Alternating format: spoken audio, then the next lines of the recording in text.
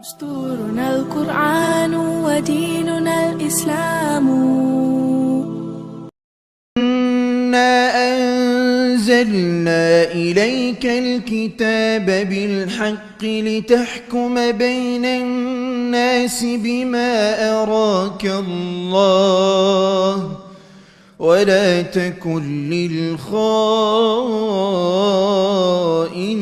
خصيما واستغفر الله إن الله كان غفورا رحيما. ولا تجادل عن الذين يختانون أنفسهم إن الله لا يحب من كان خوانا أثيما. يستخفون من الناس ولا يستخفون من الله وهو معهم إذ يبيتون ما لا يرضى من القول وكان الله بما يعملون محيطا. ها أنتم هؤلاء جادلتم عنهم في الحياة الدنيا فمن يجادل الله عنهم يوم القيامة أم من يكون عليهم وكيلا. ومن يعمل سوءا أو يظلم نفسه ثم يستغفر الله يجد الله غفورا رحيما. ومن يكسب إثما فإنما يكسبه على نفسه وكان الله عليما حكيما. ومن يكسب خطيئة أو إثما ثم يرم به بريئا فقد احتمل بهتانا وإثما مبينا. ولولا فضل الله عليك ورحمته لهمت طائفة منهم أن يضلوك وما يضلون إلا أنفسهم وما يضرونك من شيء وأنزل الله عليك الكتاب والحكمة وعلمك ما لم تكن تعلم وكان فضل الله عليك عظيما.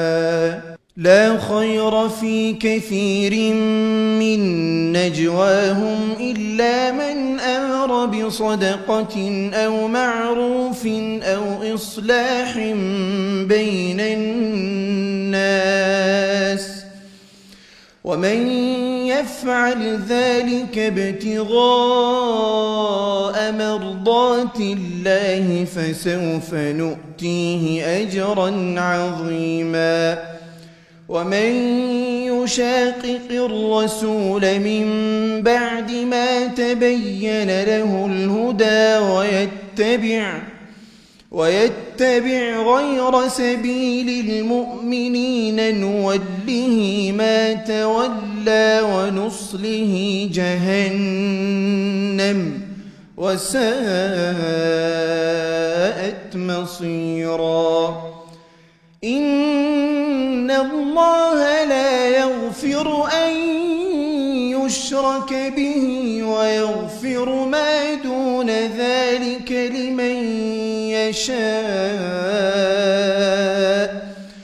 ومن يشرك بالله فقد ضل ضلالا بعيدا.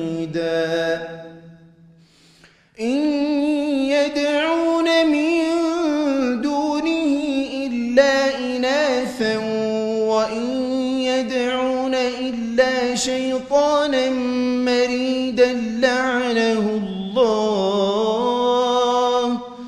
وقال لأتخذن من عبادك نصيبا مفروضا ولأضلنهم ولأمنينهم ولآمرنهم فليبتكن آذان الأنعام ولآمرنهم فليغيرن خلق الله ومن يتخذ الشيطان وليا من دون الله فقد خسر خسرانا مبينا يعدهم ويمنيهم وما يعدهم الشيطان إلا غرورا أولئك مأواهم جهنم ولا يجدون عنها محيصا والذين آمنوا وعملوا الصالحات سندخلهم جنات تجري